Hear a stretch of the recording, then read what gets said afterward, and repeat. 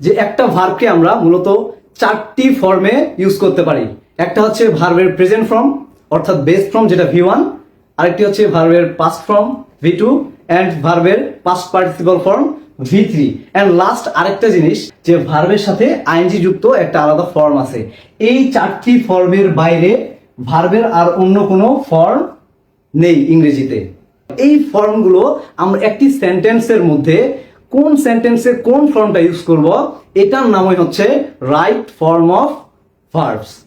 আচ্ছা, right form of verb জানার আগে আমি আরেকটু কথা বলি যে আমাদের টেন্সের যে বিষয়টা আছে সেই টেন্সটা আমাদের ক্লিয়ার রাখতে হবে।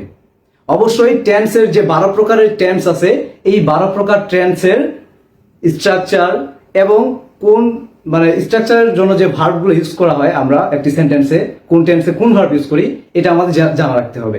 তো আমি কিছু নিয়ম আছে, যেমন যদি কোনো সেন্টেন্সের মধ্যে রেগুলারলি, অলওয়েজ, অফেন এগুলো থাকে তাহলে আমরা সেটা প্রেজেন্ট ইনডিফিনিট টেন্স বলি, অথবা রিসেন্টলি, ইয়েট, জাস্ট নাও এগুলো ওয়ার্ড যদি কোনো সেন্টেন্সে থাকে তাহলে তাকে প্রেজেন্ট পারফেক্ট টেন্স বলি। আশা করি এটুকু আপনারা সকলে জানেন। তো শুরু করা যাক। রুলস নাম্বার 1, 1 নম্বর নিয়ম আমরা দেখব যে প্রেজেন্ট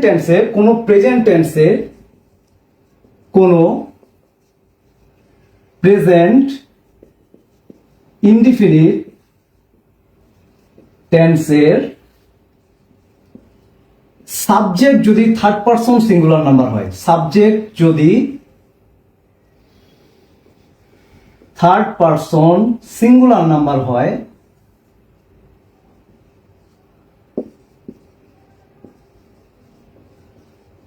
তাহলে ভার্বের সাথে এস অথবা ইএস যুক্ত করতে হয়।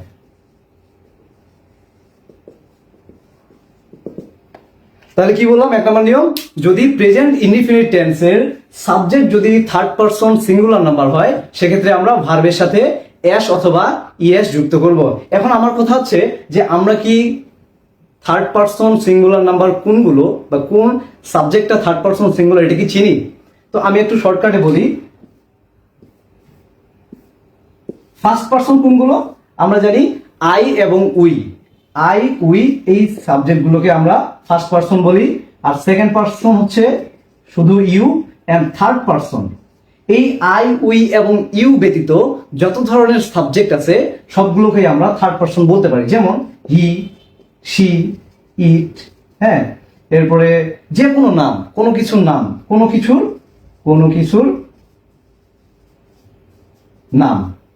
নাম, তাহলে এগুলোকে আমরা থার্ড পারসন বলবো। এখন এই থার্ড পারসন থেকে আমাদের চিনতে হবে যে কোনটা সিঙ্গুলার কোনটা প্লুরাল। সিঙ্গুলার মানে কি? আমরা জানি যে একটি ওয়ার্ড কখন সিঙ্গুলার হয়, যখন ওই ওয়ার্ড দ্বারা আমাদের একটি বস্তুকে বোঝায় বা একজন ব্যক্তিকে বোঝায়। যেমন হি একজনকে বোঝাইছে, হি ইজ এ বয়। তারপরে আমরা যে কোনো নাম, যেমন রহিম, এই যে নামগুলো প্রত্যেকে কিন্তু সিঙ্গুলার নাম। তাহলে যে সকল আমাকে আগে আইডেন্টিফাই করতে হবে যে থার্ড পারসন কোনগুলো এবং ওইখান থেকে বের করতে হবে থার্ড পারসনের মধ্যে সিঙ্গুলার নাম্বার কোনগুলো। যেমন হি ড্যাশ ফুটবল।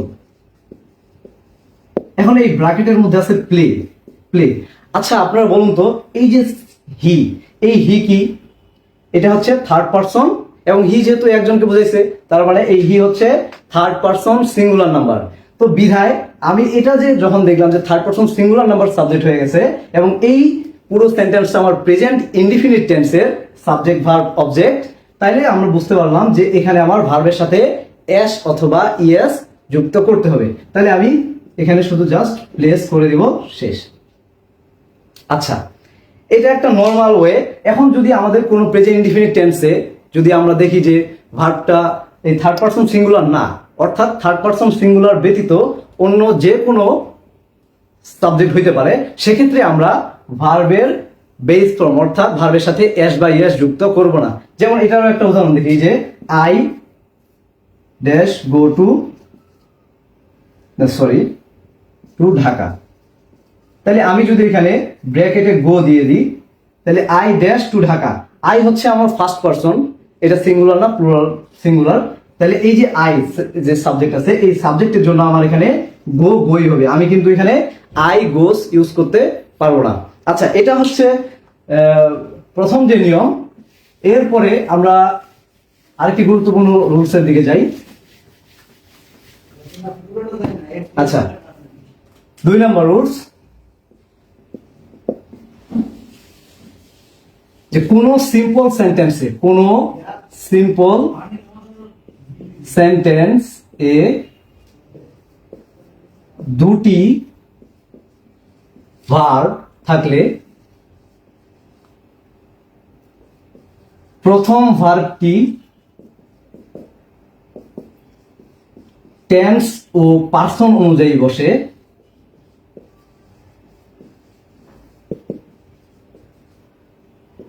এবং পরের ভার্বের সাথে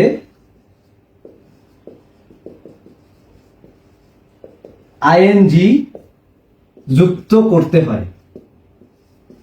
আচ্ছা, এটার মানে কি, যে একটি সিম্পল সেন্টেন্সের মধ্যে যদি আমরা কোথাও দেখি যে একের অধিক ভার্ব চলে আসছে, তখন আমরা প্রথমের যে ভার্বটা আছে ঠিক সাবজেক্টের পরে যে ভার্বটা থাকবে সেই ভার্বটাকে আমরা টেন্স ও পার্সন অনুযায়ী যে ফর্মে হয় সেটা ইউজ করব, এবং পরবর্তীতে যতগুলো ভার্বই থাকুক প্রত্যেকটি ভার্বের সাথে আমরা ভার্বের আইএনজি করে দিব।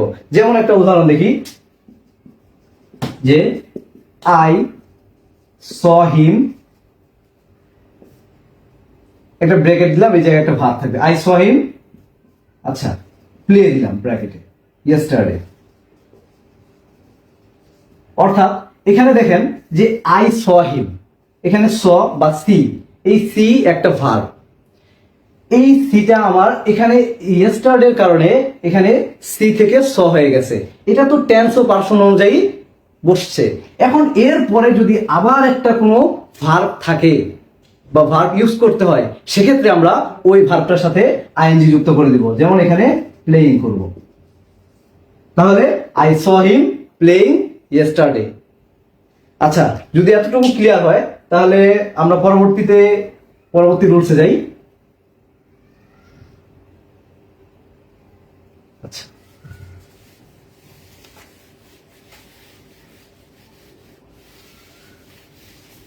আচ্ছা, এরপরে যে নিয়মটা আছে সেটি হচ্ছে প্রিপোজিশন। রুলস 3, যে প্রিপোজিশনের পরে সর্বদা ভার্বের সাথে আইএনজি বসে। কি বললাম? প্রিপোজিশন এর পরে সর্বদা ভার্বের সাথে আইএনজি যুক্ত হয়। প্রিপোজিশন এর পরে সর্বদা ভার্ব প্লাস আইএনজি হয়, তবে টু এর পর V1 বসাতে হয়। আচ্ছা, তাহলে কি বললাম, যে সকল ধরনের যত ধরনের প্রিপোজিশন আছে সকল প্রিপোজিশনের পরে ভার্বের আইএনজি হবে, শুধুমাত্র প্রিপোজিশন যে টু আছে সেই টু এর পরে ভার্বের বেস ফর্ম বা মেইন ভার্ব বসাইতে হয়। আচ্ছা, প্রিপোজিশন কোনগুলো আপনারা কি জানেন?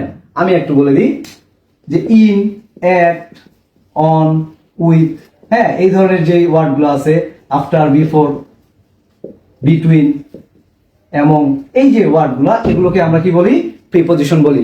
এবং প্রত্যেকটা প্রিপোজিশনের পরে যদি কোনো ভার্ব দেখতে পাই তাহলে ওই ভার্বটার সাথে কি করব? ভার্বের আইএনজি করব। শুধুমাত্র টু ব্যতীত, যে টু প্রিপোজিশন আছে সেই টু প্রিপোজিশন ব্যতীত সকল ভার্বের ক্ষেত্রে কি করব? ভার্বের সাথে আইএনজি করব। আচ্ছা, একটা উদাহরণের মাধ্যমে ক্লিয়ার করে দিচ্ছি। যেমন একটা এক্সাম্পল হলো, he has succeeded he has succeeded in dash in the exam। এখানে হচ্ছে পাস, এই যে ব্র্যাকেটের মধ্যে পাস আছে, তাহলে আমার এখানে দেখেন হি has succeeded in dash in the exam. আমার এই যে ইন একটা প্রিপোজিশন, এই প্রিপোজিশনের পরে ঠিক একটা কি ভার্ব আমার ইউজ করতে হবে। তাহলে এই ভার্বটা কোন ফর্মে ইউজ করব? জাস্ট এই পাসের সাথে আইএনজি যুক্ত করে দিব, পাসিং। তাহলে ফুল সেন্টেন্সটা কি হলো? He has succeeded in passing in the exam. আচ্ছা, বোঝা গেছে। আর যদি এই জায়গায় টু থাকতো, যদি টু থাকতো তাহলে কিন্তু আমার এই জায়গায় পাসিং হইতো না, শুধু পাস বসানো লাগতো। আমি কি বুঝাইতে পারছি? আচ্ছা, যদি এই নিয়মটা বুঝেন তাহলে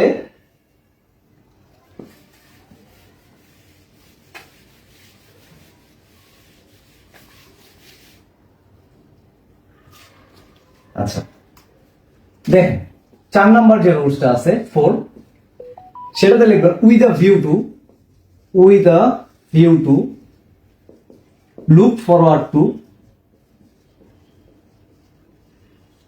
look forward to, addicted to, prefer to, এরপরে mind, would you mind,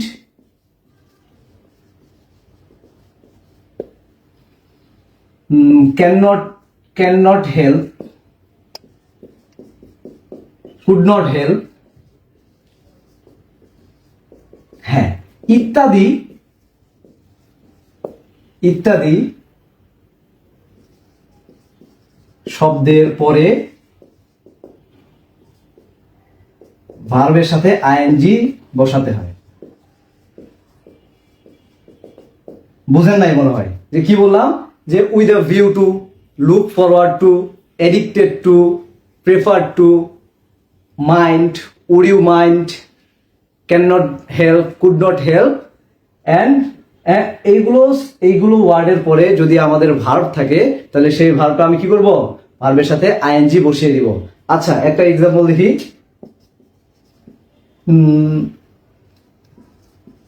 দেখতে পারি উই গেট, আচ্ছা এই জায়গায় আরেকটা যুক্ত করে নিতে পারেন যে ইউজ টু অথবা বি ইউজ টু।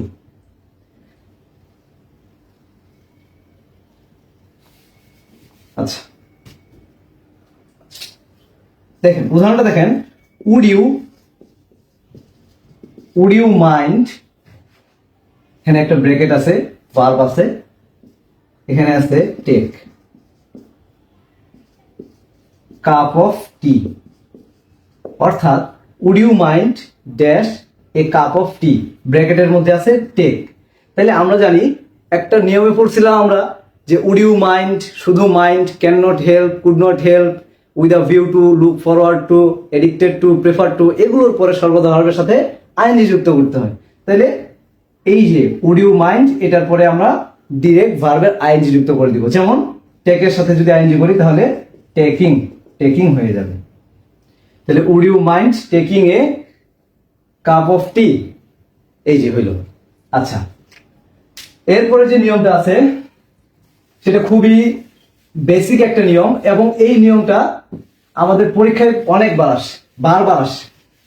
একটি প্যাসেজের মধ্যে যদি আমরা যদি এইচএসসির কোন স্টুডেন্ট থেকে থাকেন তাহলে তারা দেখবে যে তাদের রাইট ফর্ম ভার্ব আসে প্যাসেজে। তো সেই প্যাসেজটা আগে চিনতে হবে, ওই প্যাসেজটা আমার প্রেজেন্ট টেন্সে আছে নাকি পাস্ট টেন্সে আছে। যদি প্রেজেন্ট টেন্সে হয় তাহলে প্রত্যেকটি ভার্ব অর্থাৎ ম্যাক্সিমাম ভার্বই আমরা প্রেজেন্ট ফর্মে রাখার চেষ্টা করব, এবং যদি ওই গল্পটি বা ওই প্যাসেজটি যদি পাস্ট টেন্সে হয় সেক্ষেত্রে আমার ম্যাক্সিমাম ভার্ব পাস্ট টেন্সে করতে হয়। তাহলে দেখি পরের যে নিয়মটা, রুলস 5, যে ব্র্যাকেটের মধ্যে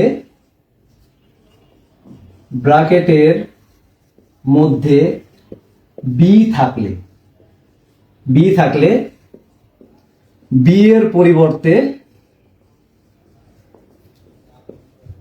এম অথবা ইজ অথবা আর, ওয়াজ, ওয়ার বসাতে হয়।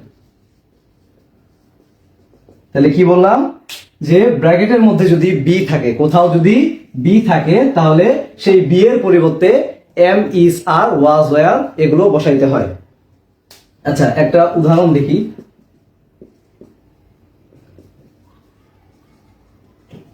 Teaching dash a novel virtue, এখানে ব্র্যাকেটে বি আছে। তাহলে আপনারা এখন বলেন তো যে এই যে টিচিং এর পরে যে ভার্ব যে আছে, এই ভার্বের আমাকে বলে দিচ্ছে বি। তাহলে বি হলে এই বি এর পরিবর্তে আমরা কি বসাইতে পারি, am is are was were. তখন আমাকে দেখতে হবে যে ওই সেন্টেন্সটা আমার প্রেজেন্ট টেন্সে আছে নাকি ওই সেন্টেন্সটা আমার পাস্ট টেন্সে আছে। আচ্ছা বলেন তো যে টিচিং বা শিক্ষকতা একটি মহৎ গুণ, এটা একটা সত্য কথা না, চিরন্তন সত্য কথা না? তাহলে আমরা জানি যে চিরন্তন সত্য কথা বা অভ্যাসগত যে কর্ম আছে এগুলো হলে আমাদের কি হয়, ওই পুরো সেন্টেন্সটা প্রেজেন্ট ইনডিফিনিট টেন্সে হয় না? রাইট, প্রেজেন্ট ইনডিফিনিট টেন্সে হয়। তাহলে এই সেন্টেন্সটা আমার প্রেজেন্ট টেন্সে আছে, তাহলে প্রেজেন্ট টেন্সে যদি হয় তাহলে বি এর পরিবর্তে এম ইজ অথবা আর বসাবো। আর যদি এই সেন্টেন্সটাই যদি পাস্ট টেন্সে থাকতো তাহলে আমরা কি ওয়াজ অথবা ওয়্যার ইউজ করতাম। তাহলে এই জায়গায় কি বসাবো, teaching is a novel virtue. কি বোঝা গেছে ভাইয়া? আচ্ছা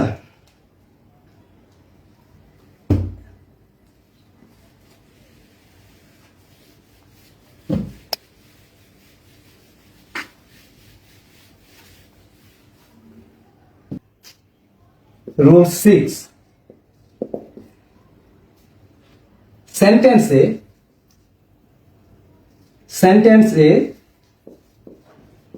yesterday, ago, long ago, since,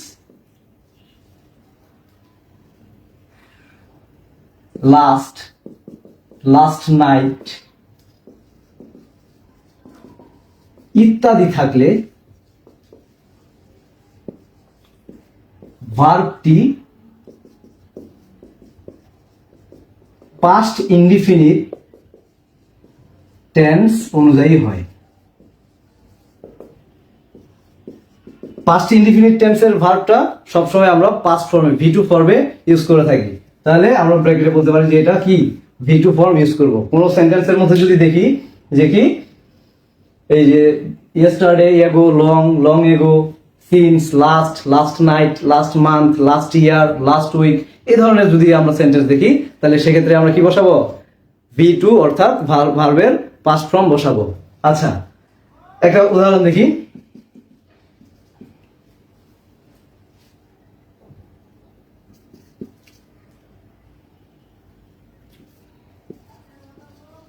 he dash home yesterday, এখানে ব্র্যাকেটের মধ্যে আছে কাম। আচ্ছা আমাকে বলুন তো যে এই সেন্টেন্সের মধ্যে yesterday আছে না? আর আমরা জানি yesterday যদি থাকে তাহলে সেক্ষেত্রে আমরা কি করি, ওই পুরো সেন্টেন্সটা আছে পাস্ট ইনডিফিনিট টেন্সের। আর পাস্ট ইনডিফিনিট টেন্সের নিয়ম অনুযায়ী আমাদের ভার্বটা ভি2 করতে হয়, মানে বা পাস্ট ফর্মে করতে হয়। আর কামের পাস্ট ফর্ম কি, কেম। কামের পাস্ট ফর্ম কেম। তাহলে হি কেম হোম yesterday। এই ধরনের আমরা কিছু নির্দেশক আছে যেগুলো দেখলেই আমরা চিনতে পারবো যে এই সেন্টেন্সটা কোন টেন্সের। আমি এই ভিডিওর শুরুতেই বলছিলাম যে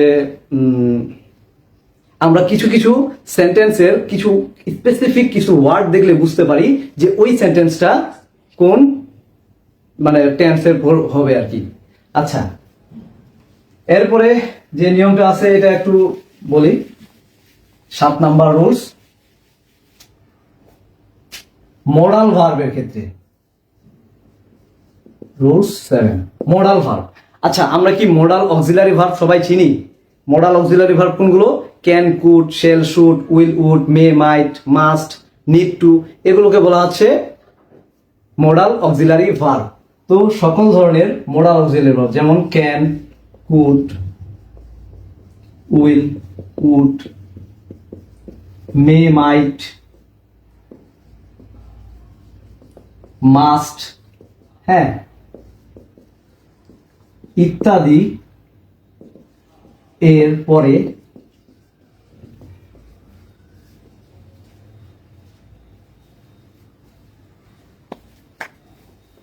সর্বদা ভি1 বা ভার্বের প্রেজেন্ট ফর্ম বসে।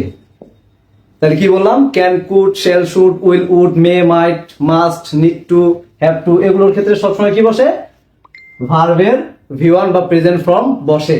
আচ্ছা একটা উদাহরণ দিই, যেমন I can dash the poor, ব্র্যাকেটে help. I can touch the port. এই যে ব্র্যাকেটে আছে, এই যে একটা ক্যান, একটা মডাল অক্সিলারি ভার্ব, এই মডাল অক্সিলারি ভার্বের পরে যদি একটা শূন্যস্থান থাকে বা একটা ভার্ব থাকে, তাহলে সেটার সাথে আমরা কি বলবো, ভার্বের যেই প্রেজেন্ট ফর্ম বা মেইন বেস ফর্ম সেটাই ইউজ করব। তাহলে I can help the port. তো এই নিয়মটা আশা করি যত ধরনের অক্সিলারি ভার্ব থাকবে সবগুলো দেখলেই চিনতে পারবেন এখান থেকে, বা আপনাদের মনে রাখার সুবিধার্থে। আচ্ছা, এরপরে ভার্বের বেস ফর্ম অর্থাৎ V1 ফর্ম বসিয়ে দিলেই উত্তর হয়ে গেল। আচ্ছা আচ্ছা, এরপরে আরেকটা নিয়ম, খুবই গুরুত্বপূর্ণ একটি নিয়ম আমি বলতে যাচ্ছি। সেন্টেন্সে, আচ্ছা এটা রুলস নাম্বার হচ্ছে 8, কোন সেন্টেন্স যদি প্যাসিভ ভয়েসে থাকে, এই নিয়মটা থেকে বারবার কোশ্চেন আসে, এবং এই নিয়মটা থেকেই দেখা গেল যে একটা প্যাসেজের মধ্যে 3 থেকে 4টা কোশ্চেন এই একটি নিয়ম থেকেই আমরা কমন পেয়ে থাকি। সেটা হচ্ছে কি, যে কোনো সেন্টেন্সের মধ্যে যদি আমরা প্যাসিভ ভয়েস দেখতে পাই, প্যাসিভ ভয়েস যদি থাকে, তাহলে সেক্ষেত্রে আমরা টেন্স ও পার্সন অনুযায়ী একটা অক্সিলারি ভার্ব নিয়ে আসবো এবং সাথে ভার্বের পাস্ট পার্টিসিপল ফর্ম বসাবো। আচ্ছা, রুলসটা একটু লিখি। প্যাসিভ ভয়েস অথবা প্যাসিভ সেন্টেন্সের ক্ষেত্রে বলতে পারি যে প্যাসিভ সেন্টেন্স থাকলে টেন্স ও পার্সন অনুযায়ী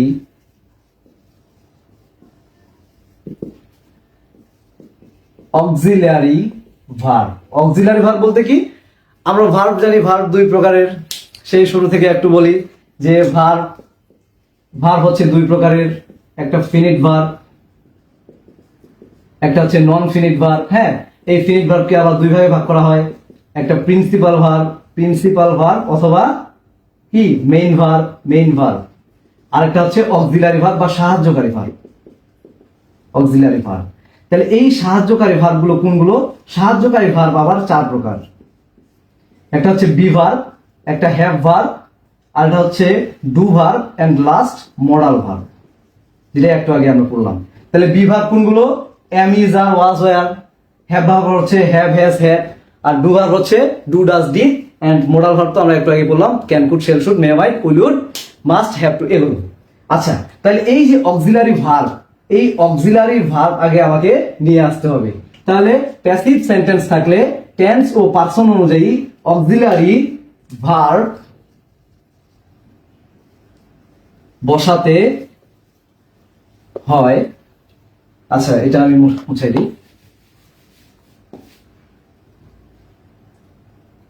প্লাস ভার্বের পাস্ট পার্টিসিপল ফর্ম বসাতে হয়। এটা আরেকটু বলি যে কোনো সেন্টেন্স যদি আমরা দেখি যে ওই সেন্টেন্সটা প্যাসিভ সেন্টেন্স অর্থাৎ প্যাসিভ ভয়েসে আছে। আচ্ছা, এখন আমাকে বলেন যে প্যাসিভ ভয়েস বা প্যাসিভ যেই সেন্টেন্স, এটা আমরা চিনব কিভাবে? আমরা স্বাভাবিক অবস্থায় প্যাসিভ মানে কি, অ্যাক্টিভ মানে কি, অ্যাক্টিভ ভয়েস প্যাসিভ ভয়েস পড়ছি না আমরা। এই যে অ্যাক্টিভ ভয়েস মানে হচ্ছে কি, প্রত্যক্ষ বা সক্রিয়। আর যেটা প্যাসিভ ভয়েস সেটার মানে হচ্ছে কি, পরোক্ষ বা নিষ্ক্রিয়। আমরা যেমন খেয়াল করি যে আই ইট রাইস, এখানে আমি ভাত খাই, আমি নিজে ভাত খাচ্ছি না। ওকে, যদি এই সাবজেক্ট আমি কাজটা করতেছি, ইট মানে আমি ভাত খাচ্ছি, তাহলে এই পুরো সেন্টেন্সটা হচ্ছে আমার অ্যাক্টিভ সেন্টেন্স। কি বললাম? যদি এই সেন্টেন্সের সাবজেক্টটি নিজে নিজেই কোনো কাজ করতে পারে, যেমন আই ইট রাইস, আমি ভাত খাই, আমি ভাত খাচ্ছি, তাহলে এই পুরো সেন্টেন্সটা হচ্ছে অ্যাক্টিভ সেন্টেন্স। আর প্যাসিভ সেন্টেন্স কি? যদি এই সেন্টেন্সের সাবজেক্টটি আমার কি নিজে নিজে কাজ করতে পারে না। যেমন এখানে যদি আমি প্যাসিভ করি, rice is eaten by me, rice is eaten by me.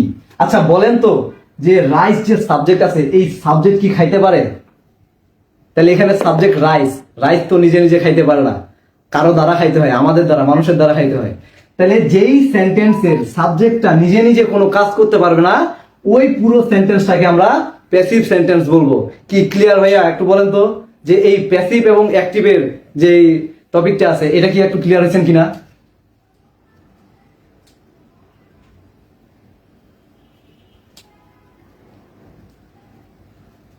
আচ্ছা, এটা কি ক্লিয়ার?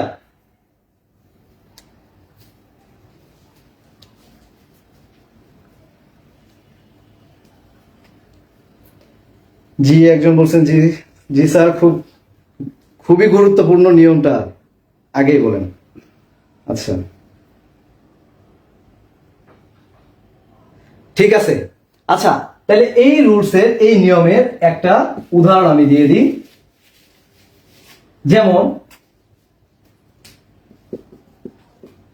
ইংলিশ ইজ স্পোকেন, আমরা বলি না English is spoken all over the world.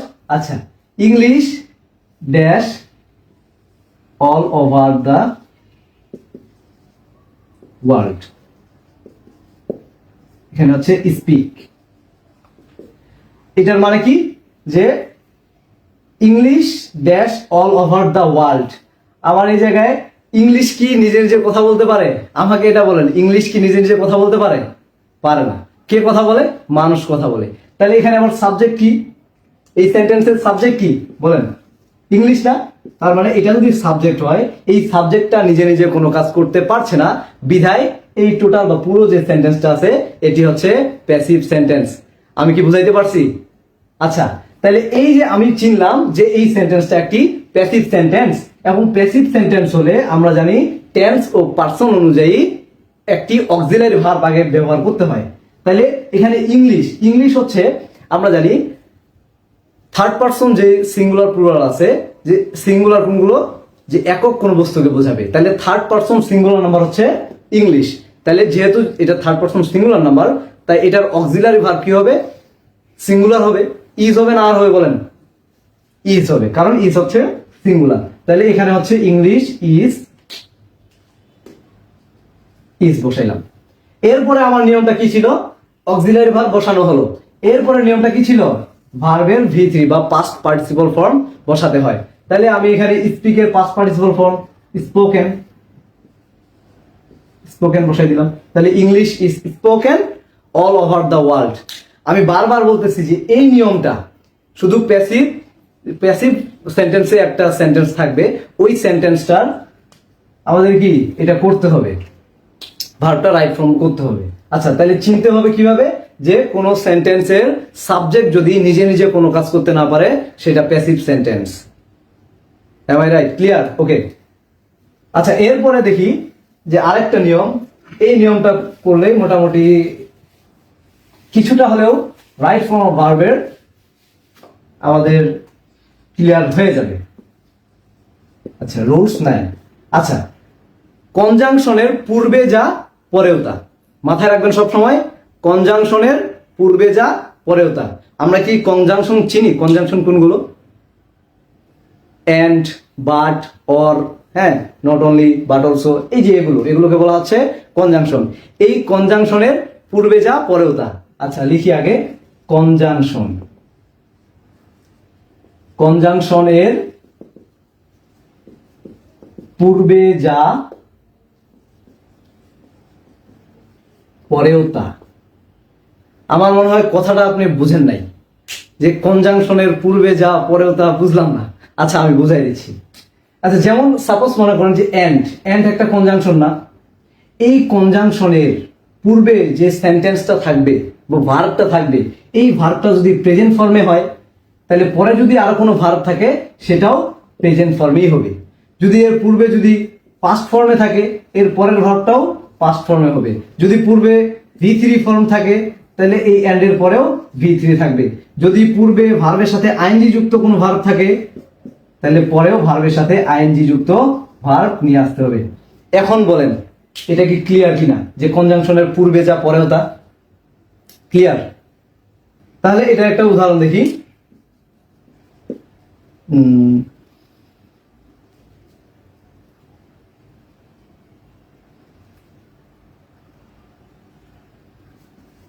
The man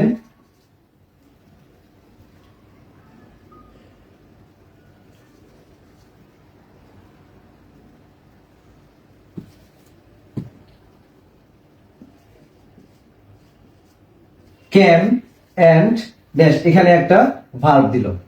আচ্ছা, দ্য ম্যান ক্যাম অ্যান্ড, আচ্ছা এখানে গোয়ে দিলাম, যে মানুষটি এসেছিল অ্যান্ড গো, আবার গিয়েছিল। তাহলে এই যে অ্যান্ড এর পূর্বে আমার কি আছে, ক্যাম আছে না, তার মানে ভার্বের পাস্ট ফর্মে আছে। তাহলে এই অ্যান্ড এর পরে যদি কোনো আমার এরকম কোনো গ্যাপ থাকে বা ভার্ব থাকে, সেটা আমাকে কি করতে হবে, পাস্ট ফর্মেই করতে হবে। অর্থাৎ এই গো এর পাস্ট ফর্ম হচ্ছে went, the man came and went. কি বোঝা গেছে? আচ্ছা, এর বাইরেও কিছু নিয়ম আছে। ভিডিওটা অনেক লেন্দি হয়ে যাচ্ছে, তারপরও জাস্ট আমি একটু হিন্টস দিয়ে দিই যে আসলে আর কি কি নিয়ম পড়তে হবে।